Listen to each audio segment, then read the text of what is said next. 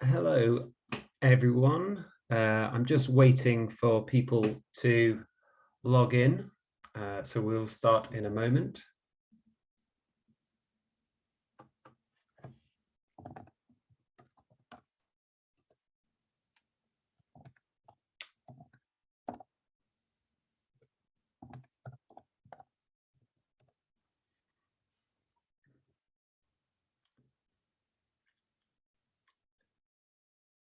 We're just going to wait a little while longer, just while a few people join.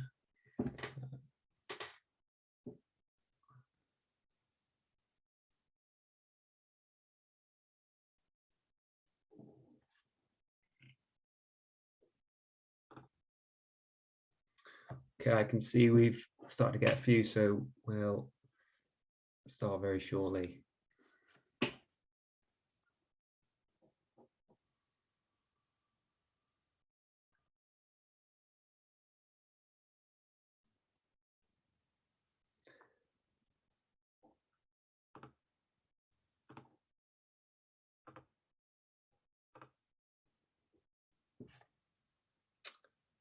Okay, great. I think we'll make a start.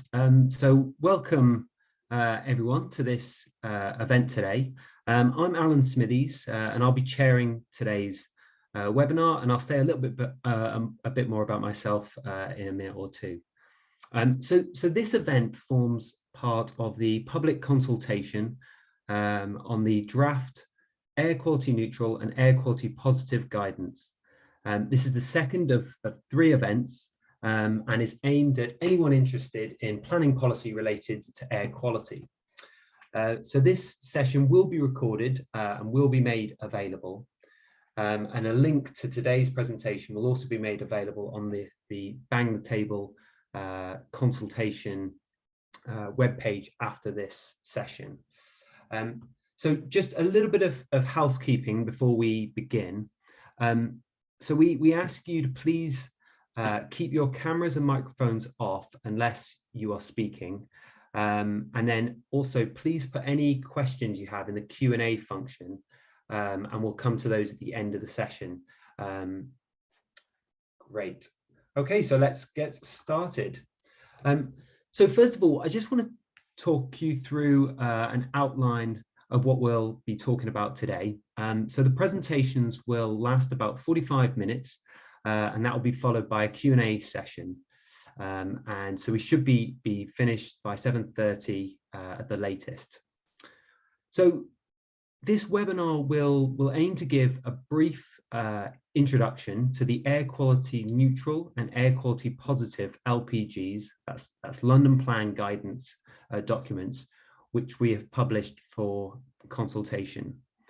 So we'll cover the background and policy context to these London Plan guidance documents. We'll review the air quality neutral guidance and its requirements. We'll follow this with a review of the air quality positive guidance and what this means for development. And then we'll end with a Q&A session.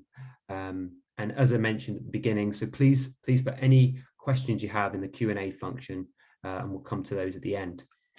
So I will be just going through the first few slides before handing over to my colleague, Stephen Inch. He'll be talking through the guidance in more detail. Okay, so I'm Alan Smithies. I'm part of the London Plan team at the GLA. I'll be giving a brief introduction, and then, as I say, handing over to Stephen, who'll be talking through the guidance documents. I also have a number of colleagues who will be joining us for the panel, and I will ask them to introduce themselves later.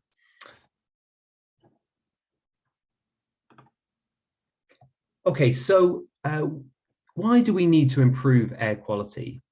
So despite recent improvements in London's air quality, a study by Imperial College London has found that toxic air contributed to the premature deaths of more than 4,000 Londoners in 2019.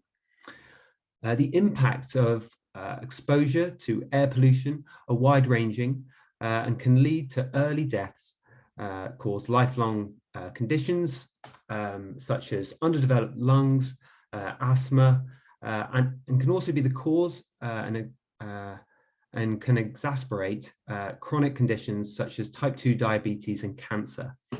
And I'm sure you'll no doubt be aware of the landmark ruling in December 2020, in which the 9-year-old Ella Adu-Kissy-Deborah became the first person in the UK whose sad death was attributed directly to air pollution. And so I think we recognise that there's a real threat from poor air quality to Londoners. And as a result, it's been a key driver behind many of the things that the Mayor has been doing. And in particular, the London Plan and the London Plan policies are playing their part to help us address that challenge. So this diagram just shows some of the key initiatives that the Mayor has been rolling out or has rolled out and is doing. And planning policy being just one of them.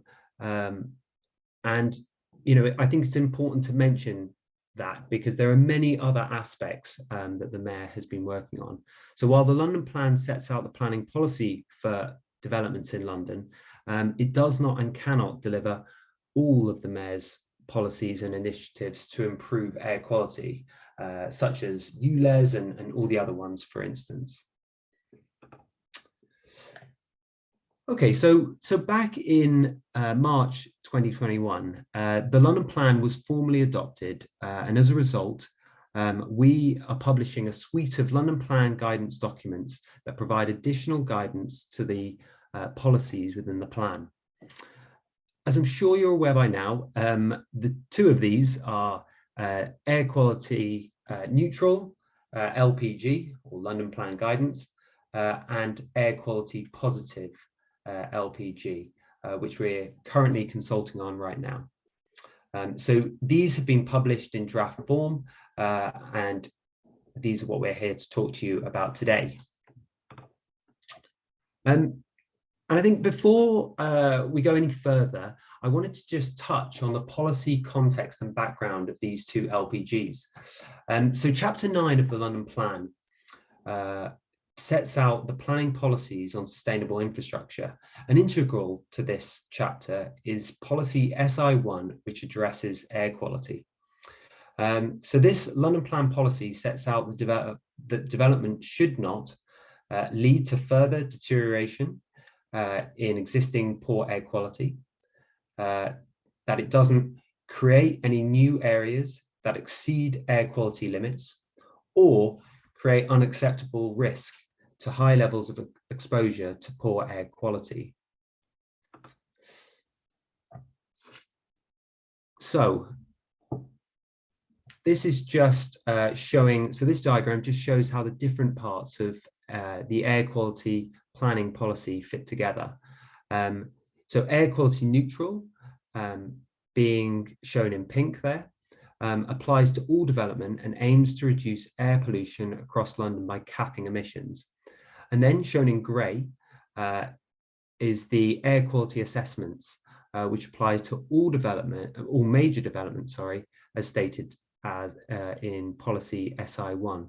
And then lastly, shown in blue is the air quality positive approach, which applies to the very largest developments. So it shows here the different scales that are applied to developments in London there. Okay, so here is just an outline of the key stages to the public consultation. So we're holding a series of webinars, of which this is one of them. So the last one of these will be on the 10th of December, and that one will be predominantly aimed at air quality professionals, while this one for the general public. So we're consulting on the two documents for a period of 3 months plus 2 weeks for Christmas. And as a result, the consultation will close on the 27th of February. Following this, we'll take all your comments and we'll analyse the responses, and then we'll aim to publish the final LPGs along with their equality impact assessments at some point in 2022. Right, I'm now going to hand over to my colleague Stephen Inch, who's going to review both the air quality neutral guidance and then the air quality positive guidance. Okay, over to you, Stephen. Thanks, Alan, for that. It was a very helpful introduction. Now, hopefully I should be getting control of the screen in a second. Here we are. Oh, there we go. Yeah, so just to introduce myself, I'm Stephen Inch. I work in the air quality team as opposed to the planning team at the Greater London Authority. We've been working together on developing the guidance for air quality and for air quality positive. And I'm going to talk you through the contents of the guidance documents, starting with air quality neutral. So air quality neutral is actually an existing policy. It's been around since 2014. So as a good question is, why are we, well, how does it work at the moment? The idea of it is that the air quality assessments for larger developments that Alan discussed earlier look at questions like, are you creating exceedances of legal limits and, you know, impacts on the neighbours and things. But we know also that the cumulative impact of all the houses and industries and things that we need to build in London, although it can be small locally, the cumulative impact across the city can add up. And the idea of air quality neutral is to reduce that cumulative impact, which is why it applies to all developments. But because it applies to all developments, it's also designed to be quite a simple policy test. So what we do is we get people to calculate the emissions and test them against benchmarks. And so the benchmarks set out a maximum amount of NO2 and of particulate matter per square meter of building per year. Basically, it's quite a simple measure in that way. And there's two benchmarks, one for the actual buildings themselves, so things like heating boilers and so on, and one for transport. And if the emissions from the development exceed the benchmarks, then they either need to be mitigated or the developer needs to go away and think again and try and reduce those emissions before they can get planning permission. So it's sort of, as I say, it's designed to be a very simple policy, and I think the guidance that's been in operation since 2014 has been very simple guidance.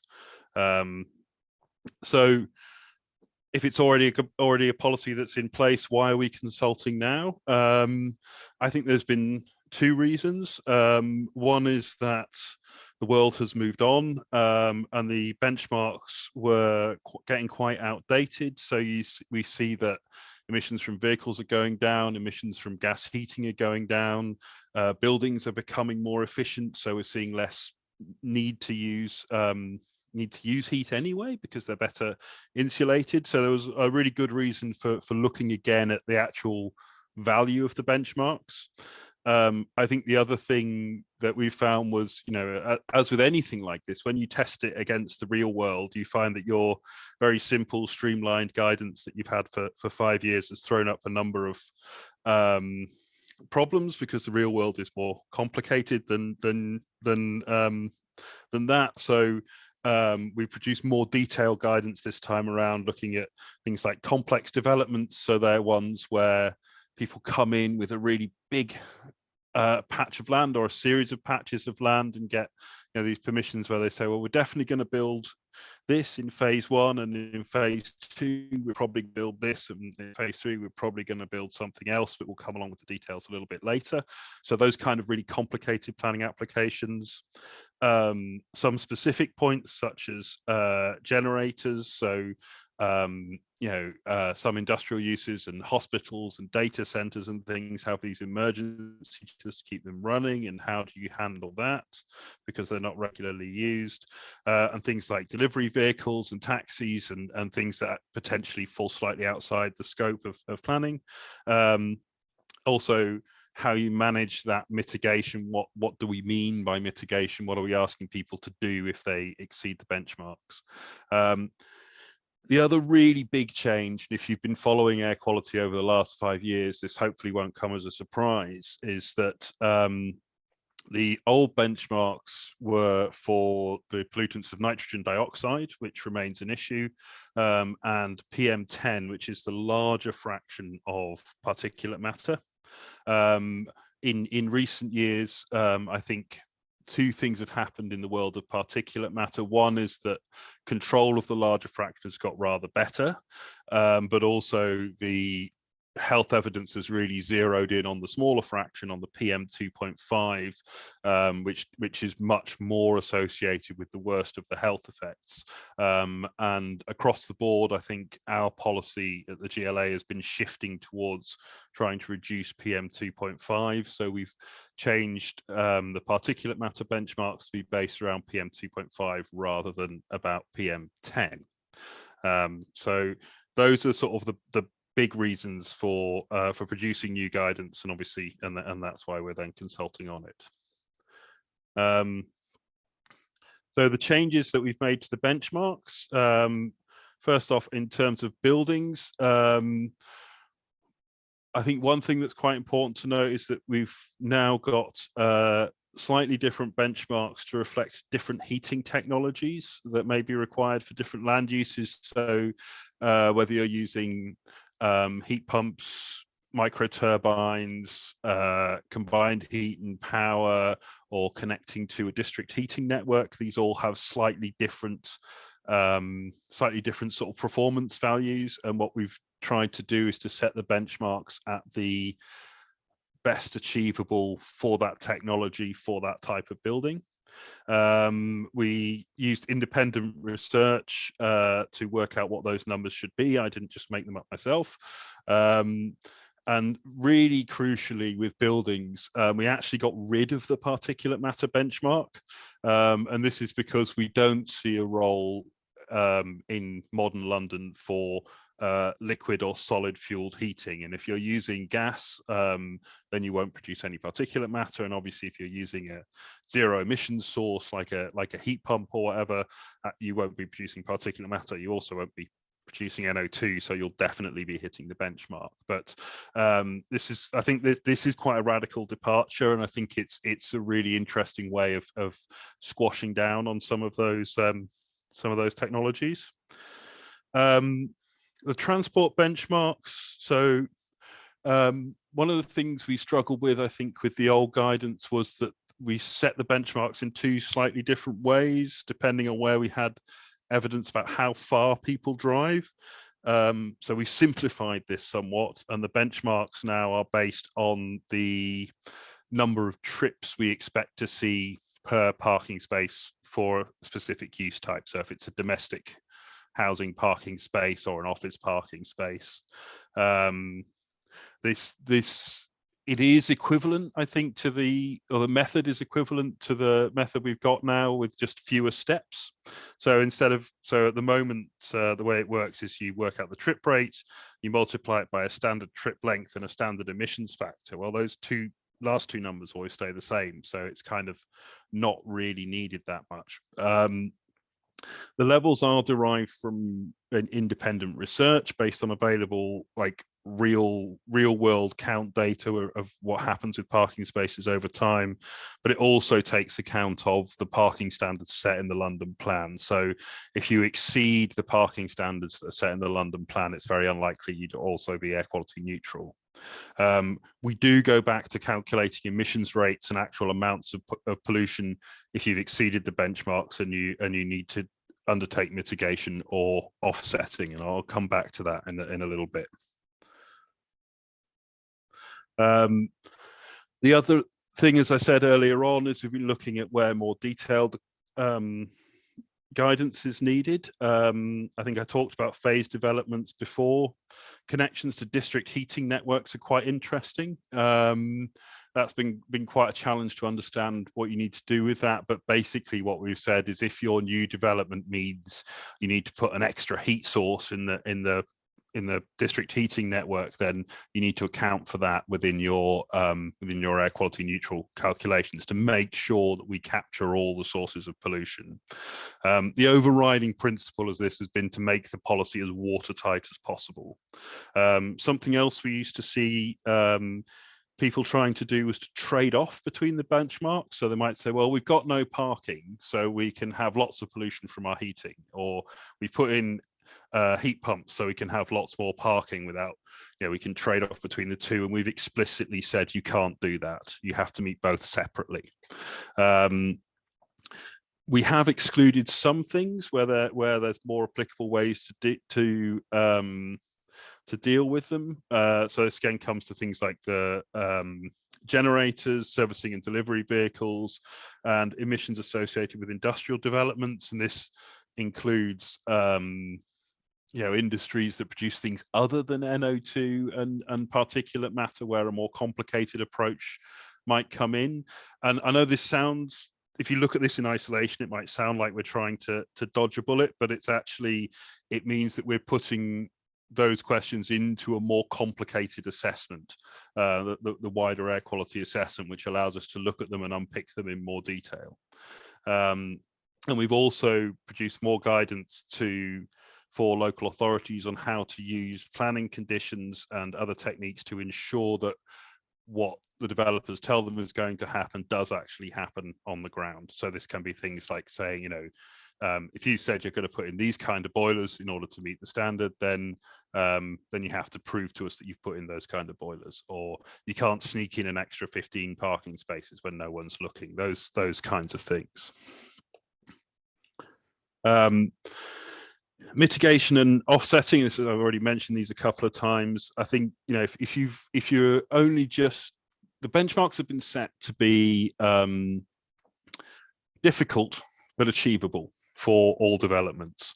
And I think where there are small exceedances, you can look at mitigation, whether it's putting abatement technology on your boilers, or putting EV charging infrastructure in, or saying actually you can only let people with electric vehicles charge in your use your EV charging parking spaces, so you can't have diesel cars in them or whatever, or funded car club spaces. Those kinds of things are very minor, kind of little bit over. But if you're a long way over, there is what's called an offsetting approach. And we've just sort of said, well, you should pay some kind of offsetting amount of money. But that's been quite problematic. So we've set a very definite process for doing that. And it's deliberately a large amount of money. It's essentially, you take what's the DEFRA damage costs, which is, calculated on the costs to human health and the NHS and society of each ton of excess pollutants over a 30-year period, and you add all of that up, and it's inevitably a very large amount of money. And the idea is that it should be a large enough amount of money that if a developer finds themselves in that place, that it encourages them to go away and think again. In an ideal world, we wouldn't see anybody looking to pay that offsetting cost, and we think we've hopefully got it right, that it will be that off-putting. So I'm going to take a sip of water. So that's air quality neutral. I will take questions at the end, but I'm going to go through air quality positive as well, and I can see there's some questions in the Q&A, so I will come to them. So, sorry, slippy fingers. So air quality positive is, I think the first thing to say is it's not an extension of air quality neutral. It's a completely different thing. And I think the motivation behind air quality positive was that for a very long time in planning and air quality, the emphasis has been on, or the sort of approach has been to acknowledge that, when you build things, you create new sources of pollution, and we want to kind of make them as small as possible. And air quality positive kind of tries to flip that on its head and say, well, do we need to accept that every development, the developments inevitably have a negative impact? Can we look at ways to try and have a positive impact on the air from the development? And the approach to this involves looking at sort of three key areas. So one is about enabling behavior change and technology to minimize and eliminate emissions from transport and heating. So this can be things like laying the groundwork for zero emission based heating networks, which tend to work very well at scale. It can be looking at things like making sure your development properly integrates with existing walking and cycling and public transport infrastructure, and is actually not just easier to use by those modes, but helps change the area to make those the dominant modes of transport in the area. How what we call the built form can help disperse and reduce levels of air pollution. And this is a really interesting one for me, because for years and years and years in the world of air quality, we've been very aware that if you create a street canyon, so a narrow road with tall buildings on either side, and you put a bunch of cars down the road, the pollution is much worse for the same number of cars because you're containing the air and the pollution doesn't have a chance to disperse. And for a long time, sensible planners everywhere have gone, well, we're not going to create those because they're a bad thing.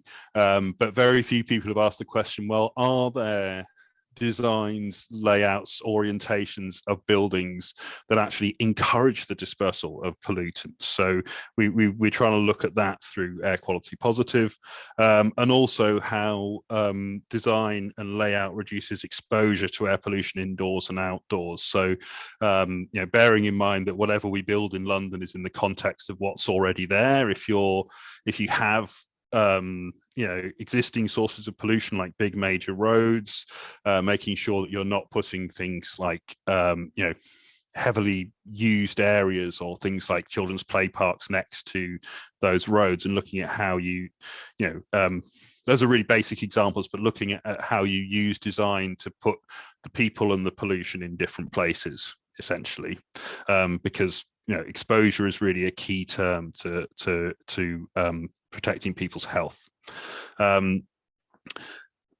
Obviously, that's quite a lot to bite off, and those kinds of opportunities are going to be very different from site to site.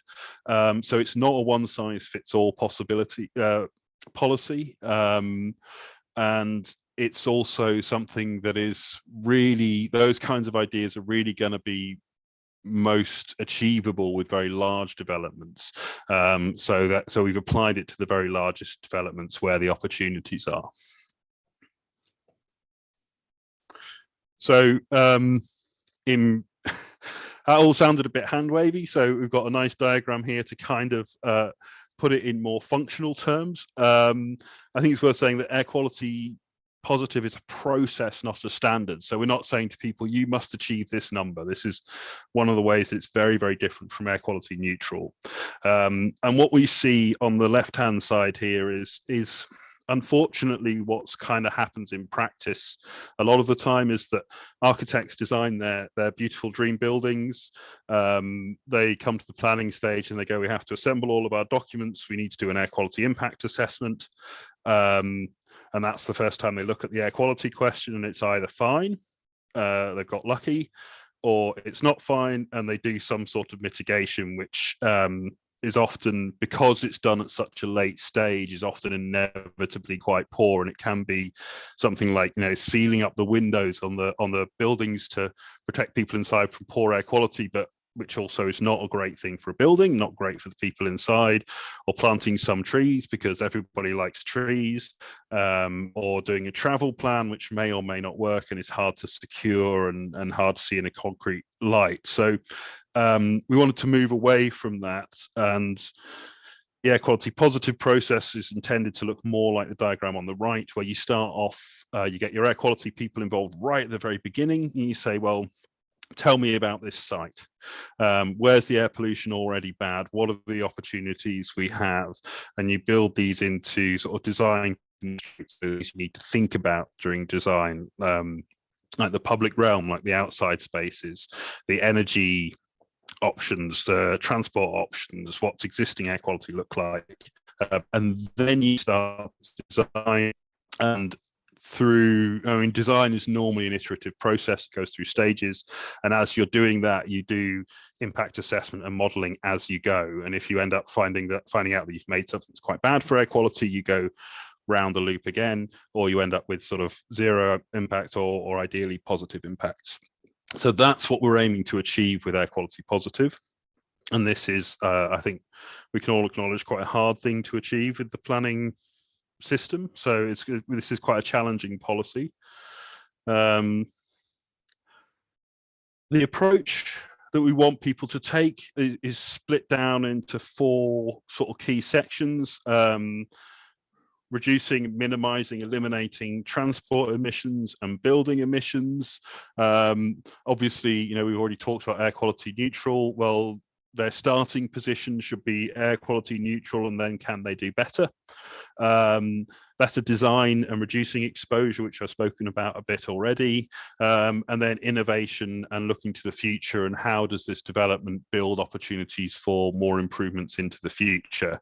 And that's going to be quite an interesting category, I think, to watch. We're really encouraging creative architects and designers and air quality professionals to do their best with these large developments.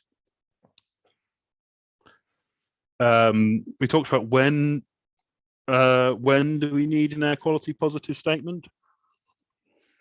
And we've set the terms in the guidance as large scale developments, which means those that are likely to be subject to a full environmental impact assessment, and things like master plans, and as well as these having the opportunity in terms of the space and complexity of the development to deliver something interesting. It's also a scale at which there tends to be a large team of people already assembled in order to build the development, so they've got the wherewithal to do it.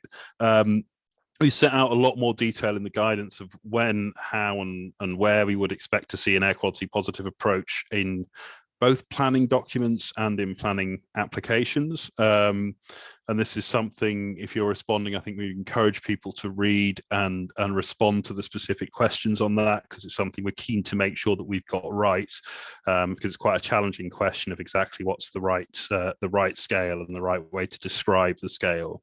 But I think it's important to note that we are asking for this to be applied to planning documents, so area master plans as well as planning applications. So how is this done? If somebody's doing an air quality positive development, we've told them they have to go through a process. We told them they have to apply it at a particular scale. How do they actually go about doing this and documenting the process that they've gone to and explaining to us what they intend for it to achieve? This is done through an air quality positive statement, using sort of a mechanism that we've called a matrix. Now, this sounds a lot more wishy-washy than it is. And I think it is really important to understand that the air quality positive statement is designed really as something that is there just to hold the information and just to document the steps that they've gone through in order and to show the people who are assessing the application how air quality has permeated right throughout that design process. But it also has to meet the challenge that I set out before, that this is not a one-size-fits-all process. So it's a reasonably flexible format for developers to show how and how they've implemented the process, but also where they've documented this. So if you think about things, I was talking earlier about sort of built form, where you wouldn't necessarily want to see a written description of that. You'd want to see that carried forward in the actual physical plans for the building. So the matrix might say, we've done these things to the built form to try and improve dispersal of pollutants, and you can see that on this plan, this plan, this plan, and this plan. And the guidance sets out the matrix in some detail, which is shown a little bit better here. So we like people to give things a name. That helps us discuss things with them when they come to us with planning applications, a brief summary of what it involves, a description of the issue that's to be addressed. Is it about reducing exposure? Is it about reducing emissions? Is it about improving dispersion? What the expected benefits are, so we know what they're trying to achieve.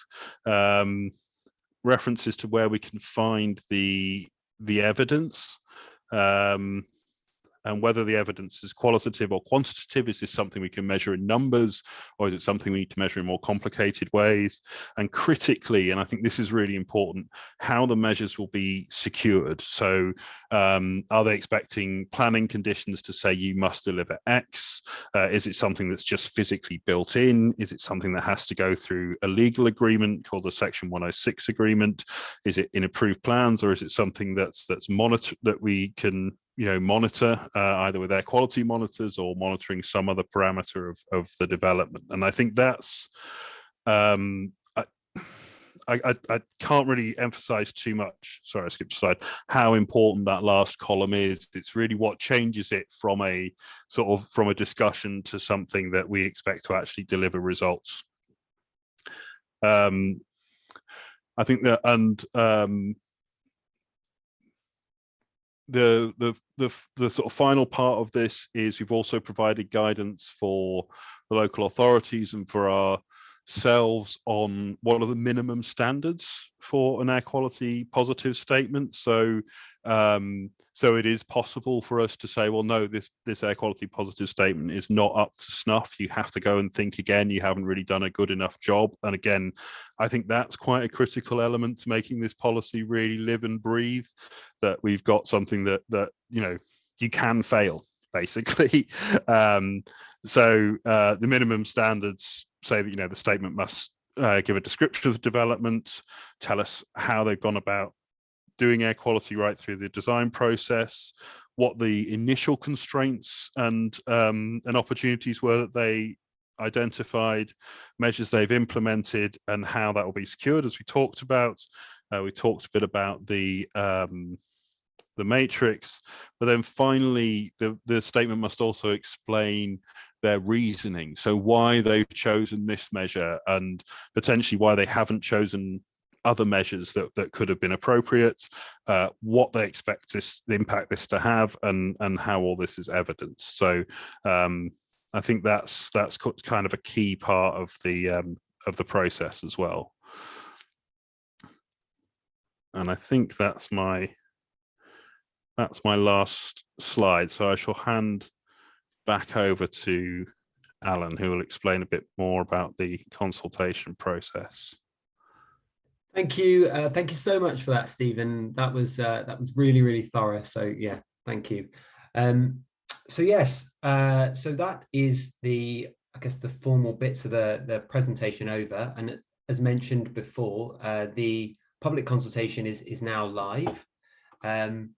So just in terms of that, the public consultation is, and sorry, I should also say, we're going to come to questions that we've got in the Q&A in just a moment, but I'll just kind of review this bit, and then we'll come to the questions. But yeah, the public consultation is a real, like this session, is a real opportunity for us to seek your feedback on the two LPGs.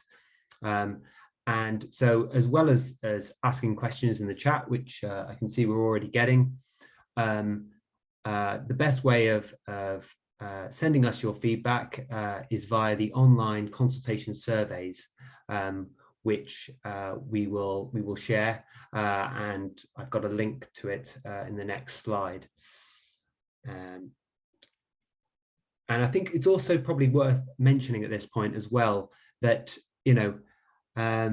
is that point I mentioned earlier about how the London Plan guidance only forms part of what the Mayor is doing to improve air quality across London. And I think that's a kind of an important message to get across.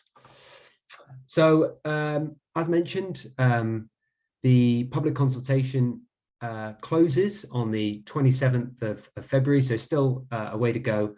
We'd love to get your feedback, and you can access that through the link that's just on the screen there. And it's also available on the GLA website as well. So that is the end, and I want to thank you for listening to the presentations. And I think it's now time to come to some of your questions. So I'll just get those up just now. And what I will do at the moment, just while I'm getting these up, if I could ask those on the panel to just turn their cameras on, and we'll introduce them.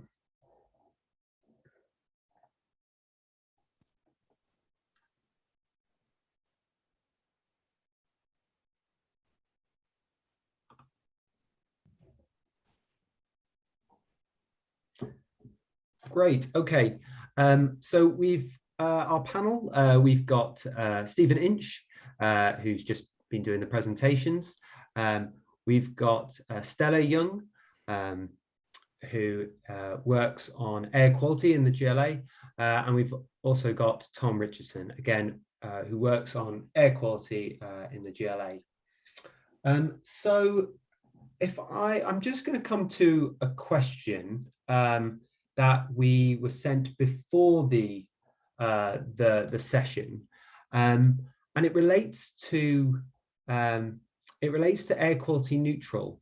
And the question is, do car-free developments automatically meet the transport emissions benchmark? Because I think there was a bit, confusion about that. I don't know who would like to have a go at answering that.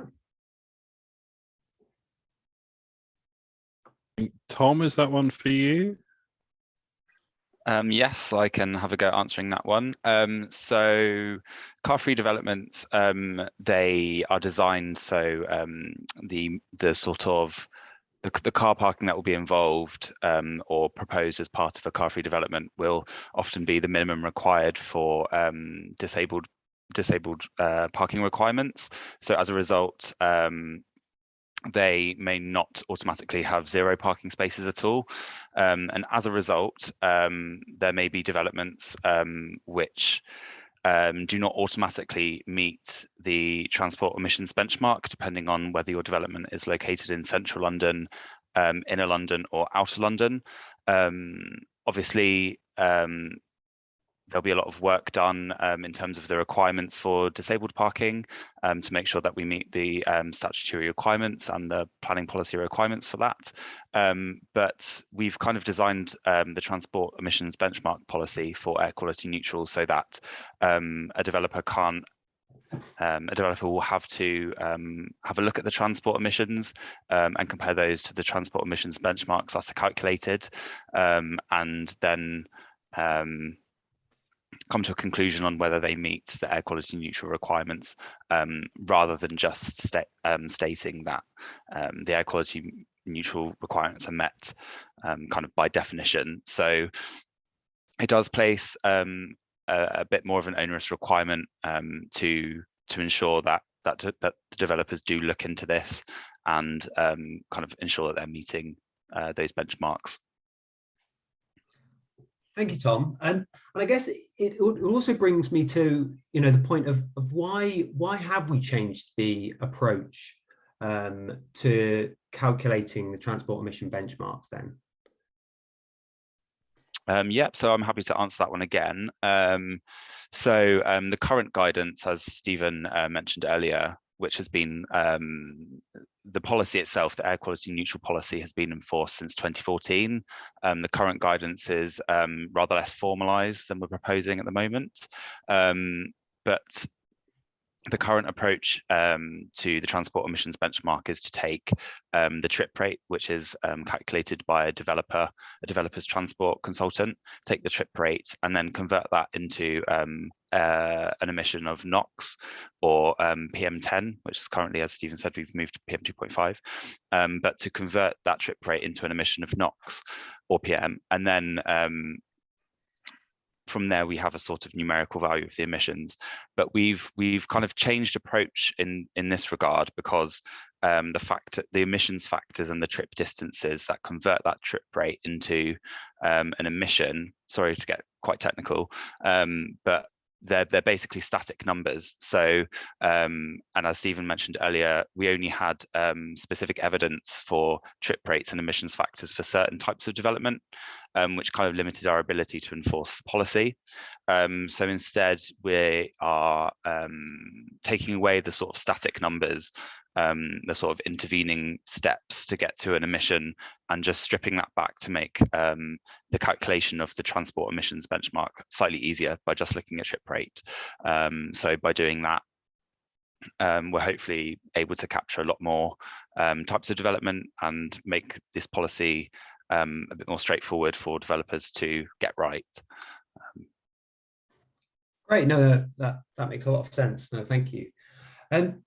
Okay, so we've got a comment question in the chat here, and it's really about strategic planning, particularly to do with things like opportunity areas, and essentially kind of asking the question, I guess, of how do we, particularly because some of these areas, like opportunity areas, some of these areas can be in the most, they can be the most deprived parts of London. And so how do we ensure, and they already might have poor air quality, I think it's worth mentioning that. And the question then is kind of, how do we ensure that those areas don't suffer more from even worse air quality? And how do these London Plan guidance documents aim to address that? Stephen, do you want to take that question? I thought I could start, and maybe I don't know whether Elliot might want to jump in as well from a planning perspective, but from an air quality perspective, I think it's worth saying. I mean, that is definitely an acknowledged risk, but that's very much the purpose of these two documents, combined with sort of the wider London Plan policies on air quality, is to try and avoid that risk. And I think one of the things I should say is that we've explicitly sought to apply air quality positive to opportunity area planning frameworks in the same way that we're seeking to apply it to other local plan type documents. So we're setting the challenge to ourselves as well as to other people. I think these are areas that the GLA is quite invested in. So as well as air quality policies, we want to see the best come out of things like zero carbon policies as well, which work, as well as delivering zero carbon homes, they work to reduce the things that produce air pollution, like gas-fired heating and so on and so forth. So I mean, the from an air quality perspective, the redevelopment is a chance, actually, as we see it, to improve that air quality and in those areas. And policies like air quality neutral and air quality positive contribute to essentially not building lots of the kinds of buildings that we have now, but building buildings and areas that are inherently lower pollution than what's gone before. So that's what we're doing to try and tackle that. Before I give Elliot a chance to jump in if he wants to add anything, I just there's a kind of what looks like a linked question about monitoring the cumulative effect of developments on these areas. I mean, I think the first thing I would say is that, unfortunately, as an organisation, we're not actually responsible for the bulk of air quality monitoring, monitoring stations within London. That's run by the boroughs, but I know it's something boroughs are often keen to do when they have large developments in their areas, as they seek contributions from the developers to build new air quality monitoring stations.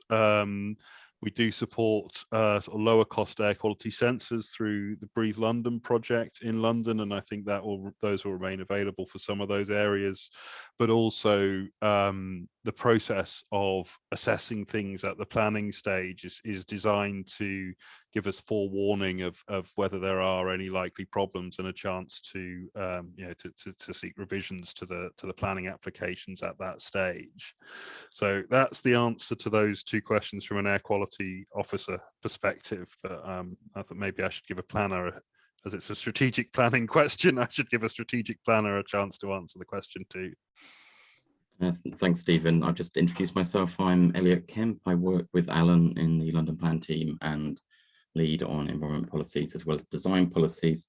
I think Stephen's answered the question pretty comprehensively. I mean, it's worth pointing out that the London Plan policy, specifically on opportunity areas and strategic regeneration areas, the intention is to actually improve the environment, particularly for the areas of strategic local regeneration. It sort of points out that these areas are areas of deprivation, and the intention of any development is to address this inequalities in the environment and economic and social barriers. So with London Plan policy specifically trying to address those things, and combine with the new guidance, especially on things such as air quality positive that we've talked about today, that's an opportunity that explains how you do that in practice.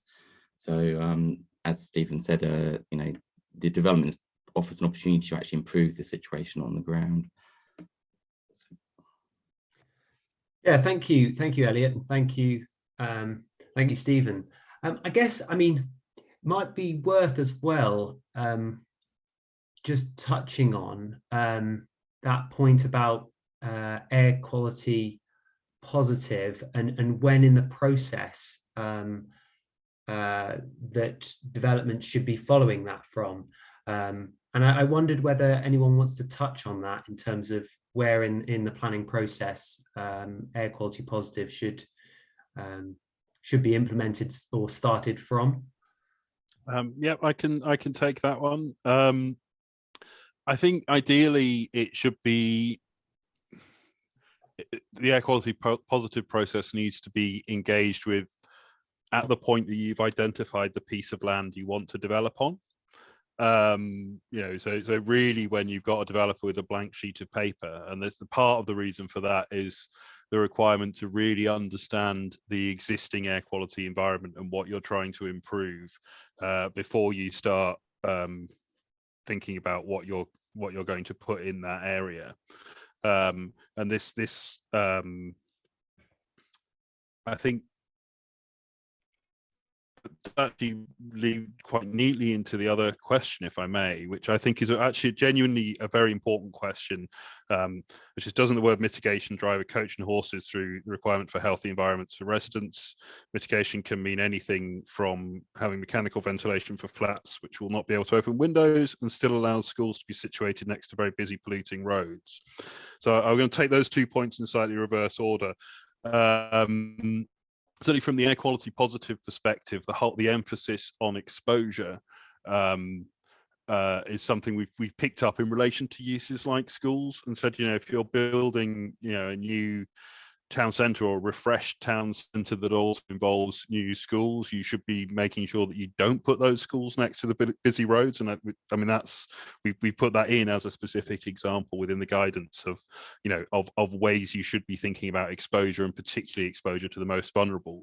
Although I would also say that that's emphasised in the broader air quality policy, and going back to something Alan said right at the beginning, air quality positive and air quality neutral are not the whole of the air quality policy in the London Plan. And we so things like putting schools in frankly silly places is something that we have policies to try and control. I think the other point on mitigation, saying it can mean things like having mechanical ventilation and unopenable windows. Certainly in the context of air quality neutral, we have sought in the guidance to actually define mitigation a bit more tightly, and to avoid some of those things. So in the air quality neutral guidance, we've set out that if you've exceeded the benchmarks and you're doing mitigation, then it should be aimed at emissions. So you should be looking to reduce an equivalent amount of emissions from another source, not doing things like sealing windows and putting a pipe on top of the building. And I think so we are conscious that there are not so good forms of mitigation that people have tried in the past, and looking at ways to reduce the use of those, or to tackle the use of those, because I think they're not always yeah. What we want to see is less air pollution, not seal buildings, essentially.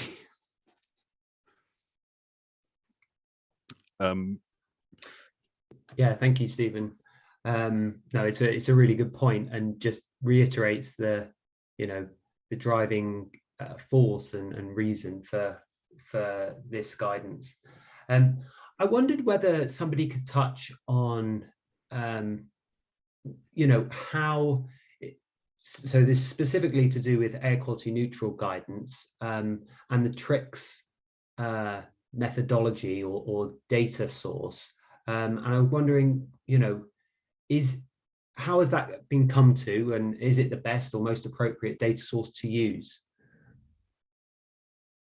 I'm happy to take that one, unless Stephen, you can also always add on at the end.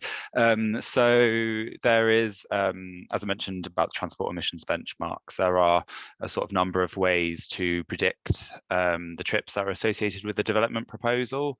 There are alternatives to TRICS. So TRICS, for anyone who is not familiar, is it's a database of developments across the UK, and from those developments there are survey data on how many trips, be it car trips, bus trips, pedestrian trips, and from that database you can predict the number of trips that are arising from a development.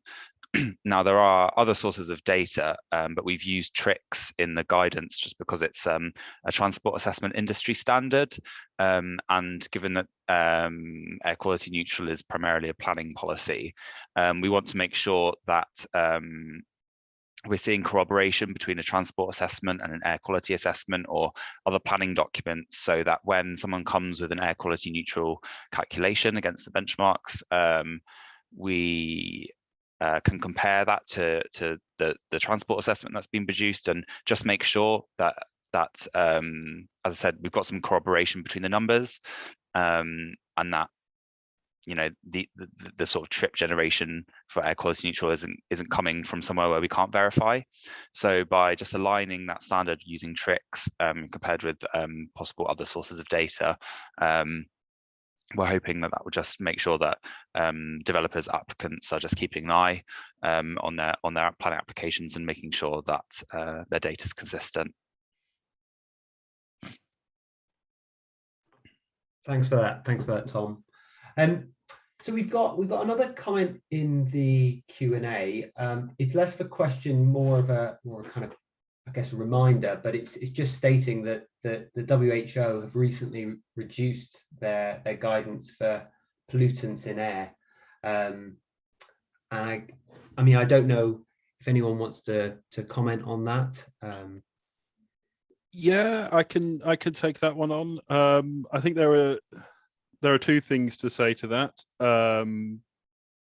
Yes, the current UK limit is still at 40, as is the current EU limit. The Mayor has committed to meeting the new WHO standards as soon as possible, and I think there are other parts of the air quality team are starting to work out what as soon as possible is. Because I think setting the standards at 1/4 of what they are is a big challenge. So we're working to understand that, and the likelihood is that whatever that looks like will as with current policies, involve a lot more than the planning world. I think it's interesting to look at these two current pieces of guidance in that context, though. I mean, I would say on air quality neutral, the aim has been to set the benchmarks at the lowest emissions available with current technology. So the benchmarks aren't based on trying to achieve 40 milligrams per cubic meter NOx, or even 10 milligrams per cubic meter of PM 2.5. They're based on what's the best you can do. I think, you know, that will become part of the process of trying to meet these tighter WHO standards. And I think, again, looking at air quality positive, because it's not a numerical standard, it's really about trying to get people to think and design better.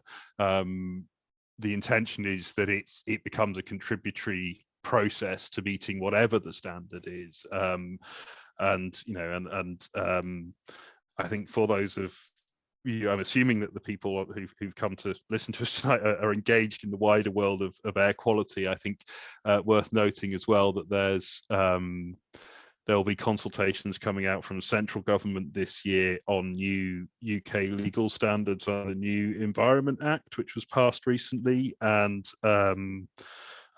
obviously, it's not our position to tell you what opinion to have on those new standards, but just a reminder that to keep an eye out for those consultations.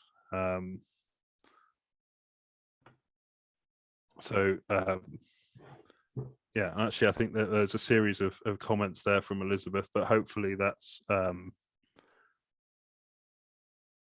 just your UK.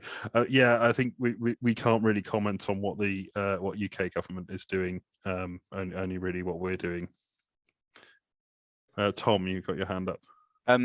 Yes, I just want to just touch again, as one of the questions is focused on PM 2.5, is that we have sort of rebased the benchmarks for air quality neutral to PM 2.5 and really focus on PM 2.5 to get that down across London, and with the air quality neutral benchmarks, and removing the buildings emissions benchmarks for PM 2.5. We don't want to sort of see anything that's adding to levels of PM 2.5, so we can try and achieve as low a possible concentration in the air as possible for everyone.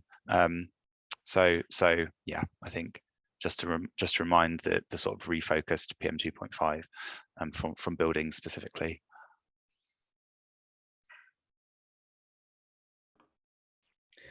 Thanks both there. That's no, that's really clear. Okay, I'm just having a look through the Q&A. I think we've